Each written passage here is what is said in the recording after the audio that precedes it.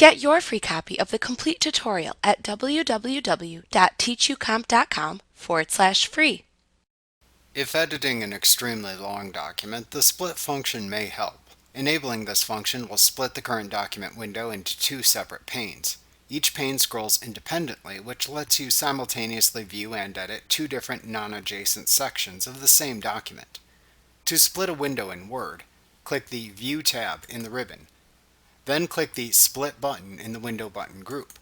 Your document window is then split into two sections horizontally. You can adjust the size of the split by hovering over the bar separating the two sections. Your mouse pointer then turns into a double bar with two arrows when in the correct position. At that point, click and drag up or down with your mouse to change the size of the sections. To remove the split from your document, simply click the View tab in the ribbon. Then click the Remove Split button that appears in the Window button group. Like what you see? Pick up your free copy of the complete tutorial at www.teachucomp.com/free.